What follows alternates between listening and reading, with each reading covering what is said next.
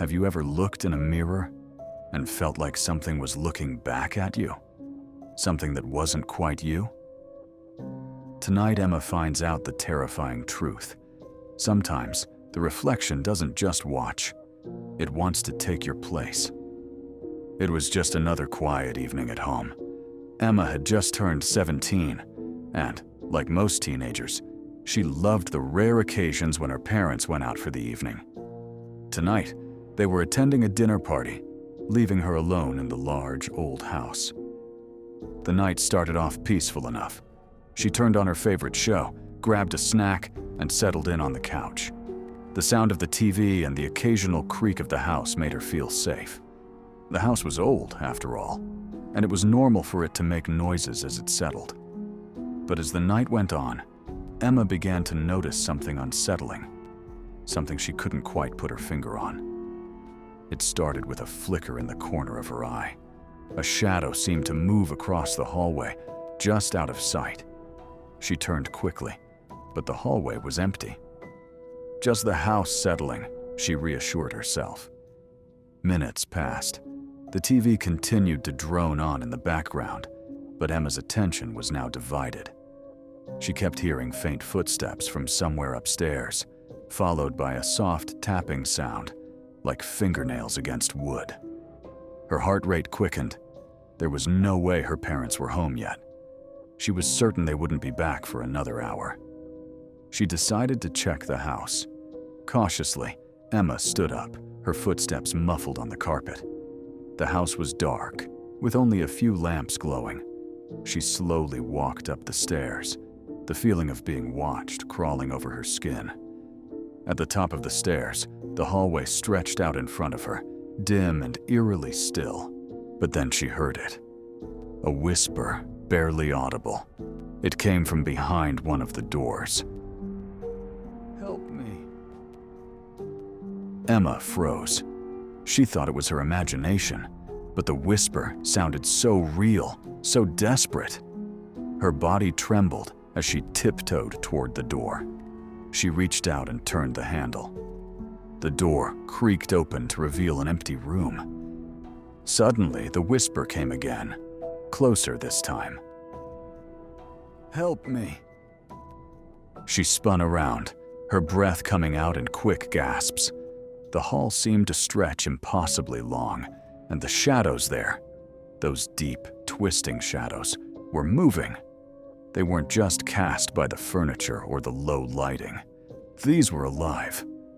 Her mind raced, and fear overtook her instincts. She needed to leave. She turned and dashed for the stairs, but just as she reached the top step, she felt something brush against her leg. Something cold and clammy.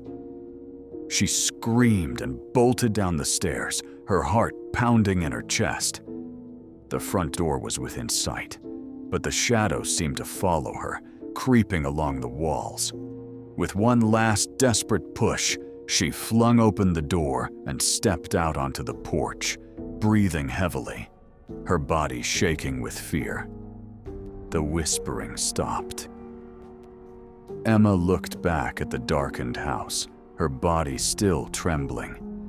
In the stillness, a faint light flickered from upstairs, followed by a shadow passing by the window. The crunch of tires on gravel made her whip around. Her parents' car pulled into the driveway, its headlights washing over her trembling form.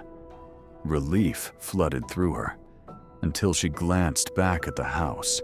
The front door was still wide open, and standing in the doorway was Emma.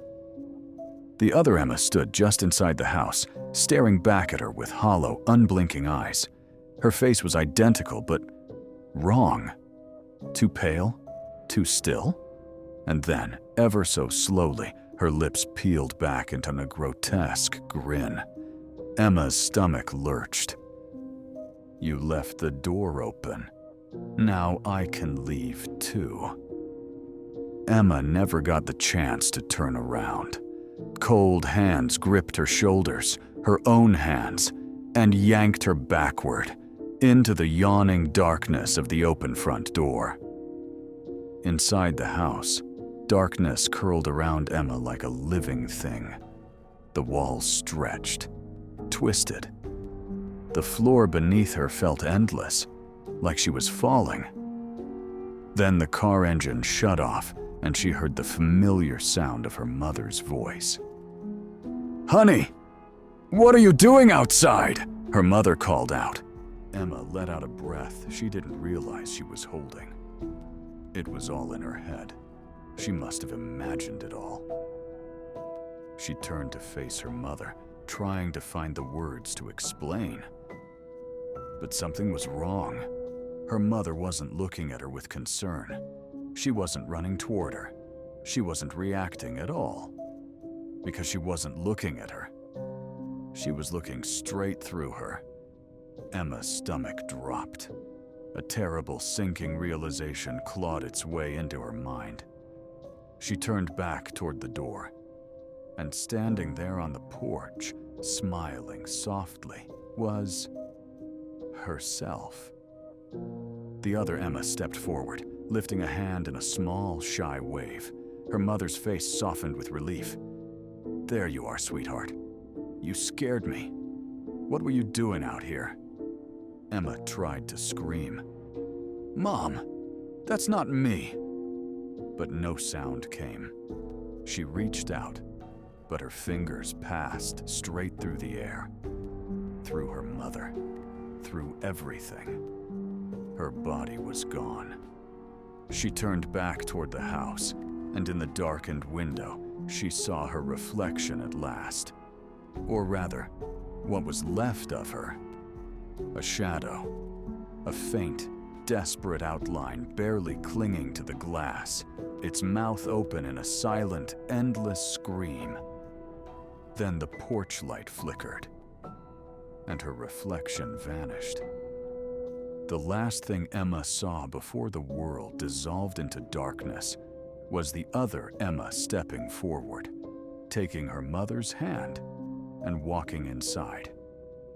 The front door shut with a quiet click, and in the silence, from somewhere deep in the house, came a whisper, thin, distant, and lost in the void. "Help me."